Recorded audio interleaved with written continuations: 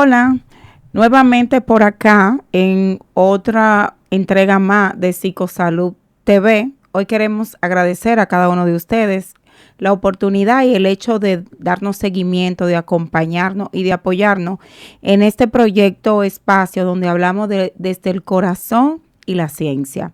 Hoy vamos a tratar un tema sumamente delicado, Merlin, un tema que en los últimos días ha dado muchísimo de qué hablar, delicado pero urgente. Necesariamente tenemos que hablar hoy de violencia infantil. Así es. Hola Rudelania, hola a Hola. nuestro público. Gracias por estar con nosotros en otro episodio más. Así es, Rudelania. Y las redes sociales en esta semana han estado muy calientes, ¿verdad?, con estos temas.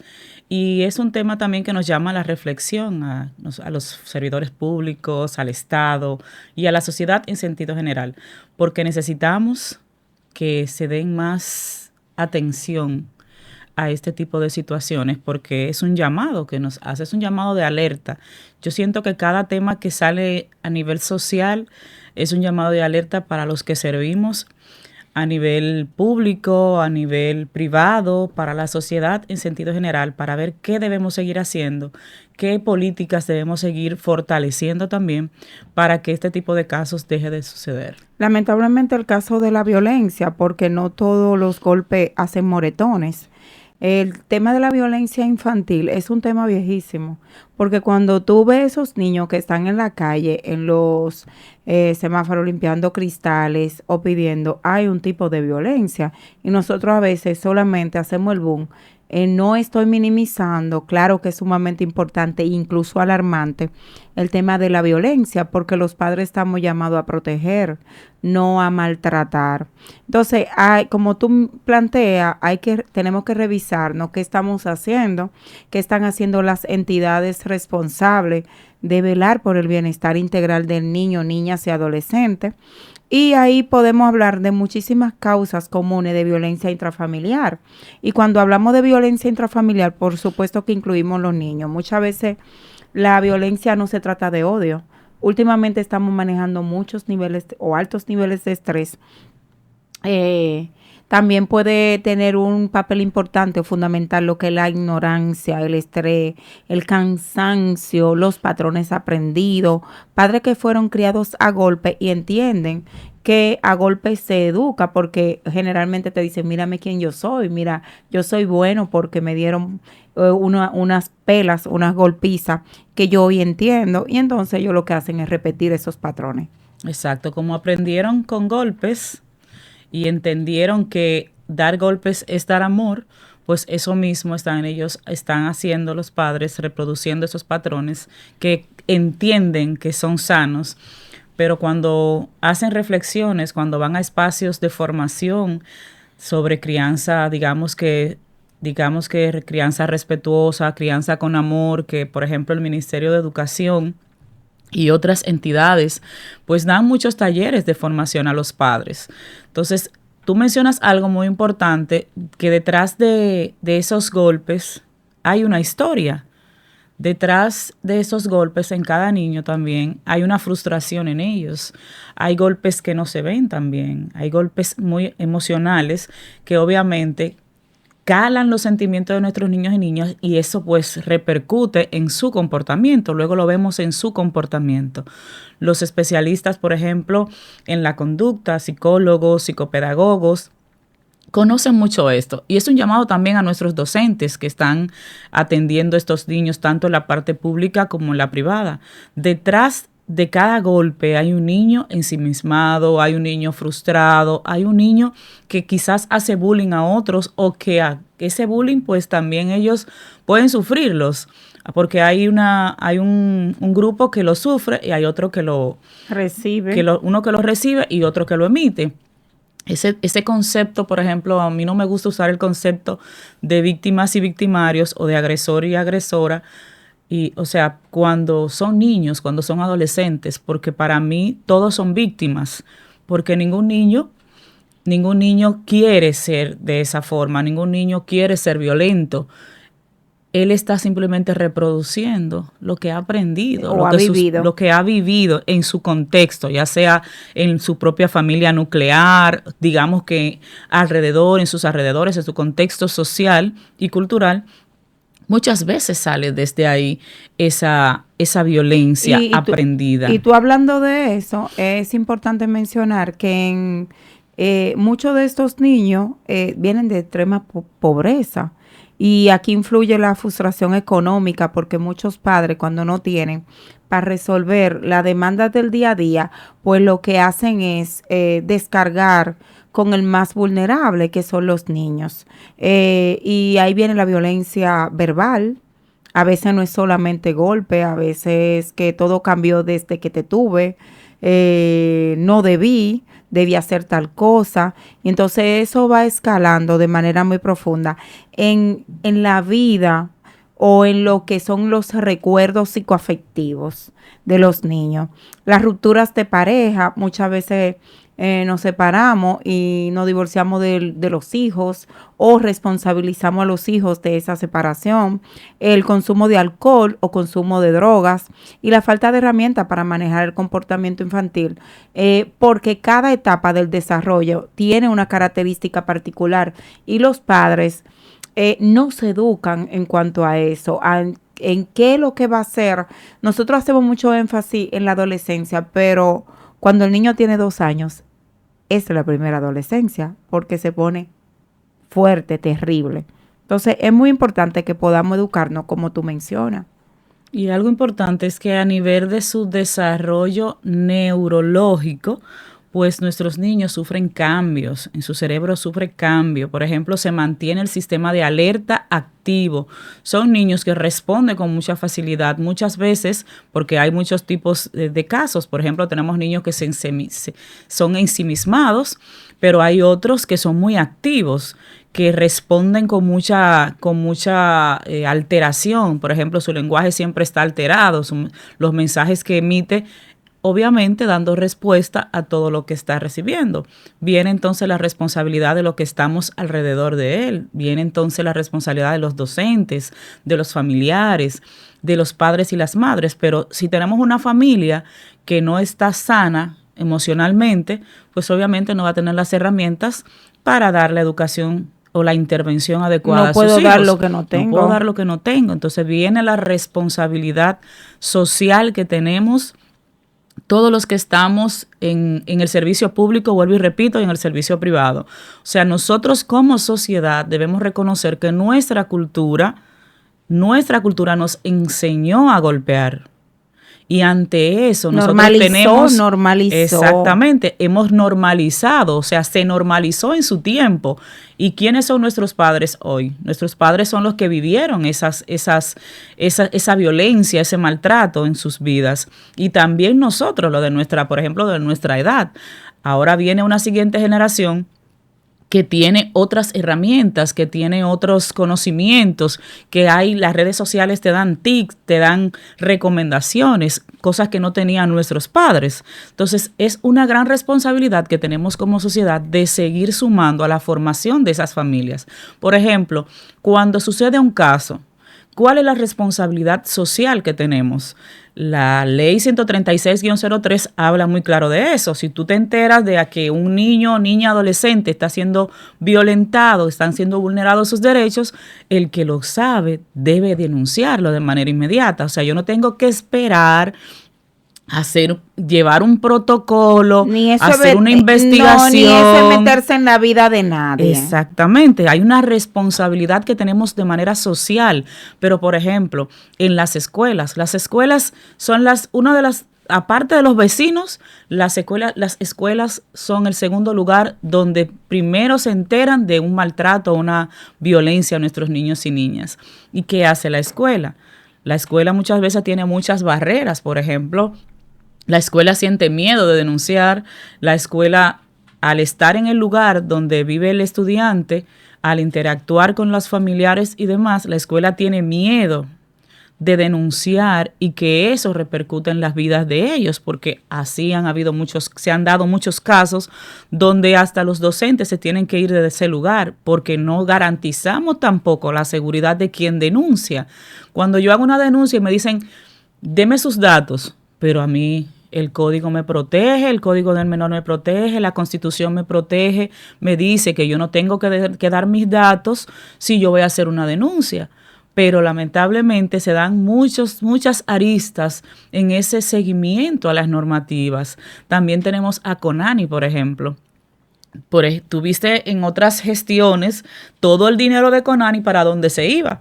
Con razón, en una escuela denunciaban y nunca aparecía un trabajador social, nunca aparecía una persona especializada para dar seguimiento. Para hacer la intervención. Y hacer la intervención oportuna al caso denunciado. Miles de denuncias de una escuela y no se daban las acciones del lugar porque los recursos estaban yendo para otro lado. Entonces viene esa responsabilidad social de poder reconocer cada miembro de la sociedad de qué se está haciendo en las instituciones del Estado. Nos corresponde a todos velar por eso. Nos corresponde ver si Conani, que es el tema que estamos tratando en este momento, está dando los pasos necesarios para garantizar la seguridad de nuestros niños y niñas. Si tienen un protocolo, porque pero no se emplea. Eso es especializado, son especialistas los que crearon. A nosotros no nos faltan normas, a nosotros no nos faltan reglas, a nosotros no nos faltan protocolos, no nos faltan leyes. Lo que nos falta es seguirlo fortaleciendo en el sentido de la aplicación, que sea una realidad. Igualmente en las escuelas, que la educación no está funcionando, que los maestros no están haciendo lo que le corresponde, pero ¿quiénes son la fuente de cada escuela? ¿Quién es el producto principal de cada escuela? Son las familias. Y algo que yo siempre le digo a las familias, si algo funciona mal en este centro educativo es porque ustedes lo permiten, es porque ustedes no se han empoderado ni tienen los recursos necesarios quizás a nivel de conocimientos para ustedes poder hacer las acciones necesarias para que en ese centro las cosas funcionen. Porque ustedes tienen un organismo de participación en el que ustedes tienen derecho a ustedes velar, a ustedes hacer diagnósticos contextuales en su contexto y fuera de su contexto para identificar necesidades y desafíos en ese contexto y poder, junto al equipo de gestión, junto a los docentes, junto a las demás familias, pues poder elaborar un plan de mejora, un plan de acción que dé respuesta a necesidades que hay en su propio contexto. Pero si las familias no tienen el tiempo, si las familias dan la espalda a las necesidades que hay en el contexto, pues obviamente siempre vamos a tener la misma canción de que en las escuelas no se están haciendo los pasos necesarios para garantizar esa educación de calidad en nuestros niños y niñas. Igualmente con Conani, nosotros la sociedad tenemos que estar detrás de Conani velando. Cada niño que hay en una esquina es responsabilidad mía y de todo el que lo ve denunciarlo y ver qué se está haciendo con eso, porque detrás hay una negligencia, Ruth. Claro, y para eso es bueno y es importante que lo primero lo que tú planteas, empoderarnos nosotros o cumplir cada uno de manera individual con nuestra responsabilidad social. Independientemente tú no cumplas, yo voy a cumplir, pero hay que reconocer algunas señales de que un niño está siendo maltratado. No todos los niños tienen moretones, yo decía ahorita. A veces el dolor se esconde en el silencio, en la rabieta, en la hiperactividad, en el desafiante, en el miedo a equivocarse, en la regresión del habla, un niño que hablaba bien y de repente ha perdido habilidades, en la ansiedad al irse a casa, no quiero que despachen, no quiero irme para mi casa. Eso es un signo de alarma que los docentes y todo el personal, incluso el vecino, tiene que tomar en cuenta. Si un niño se asusta cuando le levanta la voz, si evita hablar de su casa o si tiene miedo de cometer errores, son señales de alerta. Y como adultos responsables debemos actuar. ¿Qué podemos hacer los vecinos? Que tú lo mencionabas ahorita. Ahora andamos en un modo, no me meto en lo que no me importa, sino grabo, lo subo a las redes y ya cumplí con mi responsabilidad. no te quedes callado. En República Dominicana existen líneas de vida como la 212 y los organismos de protección infantil como el CONANI que tú mencionabas recientemente. La fiscalía, la denuncia puede salvar una vida. O sea, no es verdad, señores, que estos casos que están sucedió en ese instante o esa única vez. Han sucedido, han llegado a lo peor porque son cotidianidades del niño, son conductas normales de esos padres dentro de sus dificultades, de sus alteraciones. Y un vecino, claro que escuchó grito, claro que escuchó un llanto prolongado luego de escuchar un golpe. Claro que vio en algún momento una señal del niño, pero simplemente no queremos asumir responsabilidades. También puede acercarse con compasión a esos padres. Papá, mire, a mí no quiero opinar en su estilo de crianza, pero yo creo que la manera en que usted está corrigiendo al niño no es buena para el niño, no es saludable. Entonces, siéntese, piense, analice. Muchos no saben que están lastimando al niño por desconocimiento, porque lo que tú mencionabas, lo criaron así, lo educaron así y entienden que esa es la manera correcta de hacer las cosas. Pero lo más simple, Ruth, comparar a un niño con sus hermanos, con su primo, con su vecino, es una forma de violencia. Claro. Porque todo eso va repercutiendo en los sentimientos de ese niño, va afectando a ese niño. No estamos diciendo que todo es violencia, que todo es maltrato, que lo que tenemos que dar... O que hay que ser permisivo. Que hay que ser permisivo, que ese es el otro extremo en el que estamos viviendo en estos momentos. O sea, como yo fui maltratada, yo no voy a hacer eso, yo no voy a repetir ese patrón, pero me voy por el otro extremo. Por eso es tan importante el acompañamiento emocional en la familia, que la familia pueda identificar cuándo necesitamos ayuda, cuándo necesitamos un tercero. Si usted no tiene los recursos para ir a un psicólogo privado, el Estado tiene el servicio de psicología en los hospitales, pero también en los centros educativos. Mis queridos oyentes, hay espacios de orientación y psicología donde pueden asistir y pedir ayuda.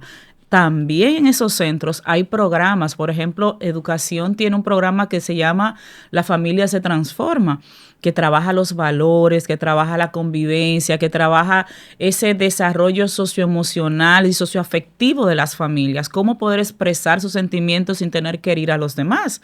Pero también está el programa Epifanía, que viene a transformar también la familia desde la parte tradicional a los momentos en el que estamos viviendo, que tenemos muchos desafíos en la conducta de nuestros hijos, pero obviamente recuerden que la conducta de nuestros hijos es el resultado de lo que hemos construido a lo largo del tiempo, al presente, todo lo que los permisivos que hemos sido, las veces que hemos afectado su conducta o digamos que sus sentimientos, eso repercute en su accionar. Un niño maltratado es un niño que va a reproducir ese maltrato o que simplemente se va a quedar en una esquina a seguir recibiendo maltrato de los demás. O lo que es peor aún, entonces lo tenemos delinquiendo en la calle. Nosotros tenemos niños en situación de calle porque no pueden estar en su casa, porque su casa no es su lugar seguro, su familia no es su lugar seguro. Y si hay una cosa que deben aprender los hijos, muchas veces como padres nos enfocamos en tantas cosas, como por ejemplo en que vista como viste el niño de la vecina o mejor para que no me lo humille. Y la peor humillación y maltrato la están recibiendo dentro de casa con otras situaciones. Entonces, vamos a preocuparnos más por tener hijos saludables física y mentalmente. Y lo demás, cuando son niños saludables, van a ser adultos saludables. Y ese complemento que ellos necesitan, lo van a saber buscar ellos, porque ya hemos criado de manera positiva y adecuada. Y otra cosa importante es levantar la mano. Es algo que yo le digo a mis estudiantes en el centro educativo, yo le digo, levanten la mano. Cuando uno no puede, uno levanta la mano. Y levantar la mano no es más que pedir ayuda. que decir, mira, no tenemos un manual, no sé ser mamá, no sé ser papá, no sé, no estoy segura si lo estoy haciendo bien. Yo necesito algunas recomendaciones, yo necesito que me ayuden, esto es lo que tengo. Estas son mis herramientas.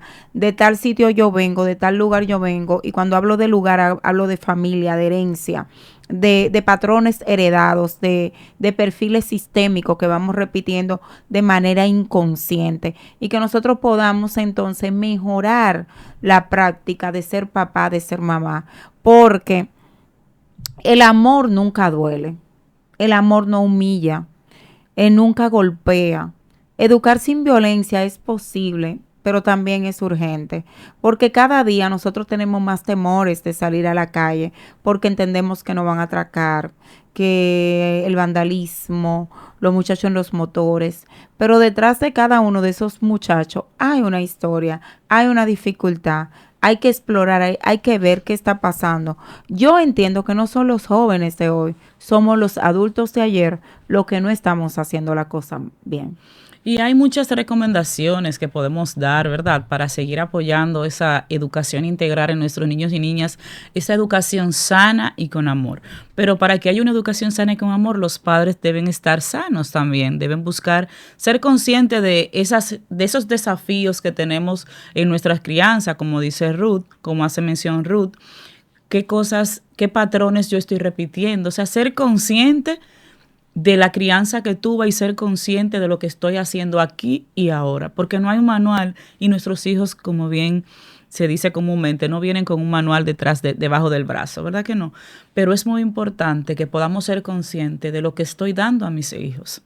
Esto que usted que está viendo, este podcast, este mensaje que estamos dando el día de hoy es porque a usted le interesa seguir fortaleciendo las estrategias que usted está utilizando para la educación de sus hijos. Entonces, parte de las estrategias es ser consciente de lo que he recibido como hija, pensar un poquito atrás de todo lo que yo recibí siendo hija y hoy presente, el día de hoy, viendo, haciendo una panorámica. ¿Qué estoy dando a mis hijos? Estoy educando en valores, estoy dando con mis acciones, estoy dando ejemplo de cómo ellos deben comportarse, porque lo primero que ellos aprenden es nuestro ejemplo. Si les enseñamos a mentir con nuestro ejemplo, es lo que ellos van a hacer, porque eso es lo que hace mami o lo que hace papi. Pero también está el autocuidado.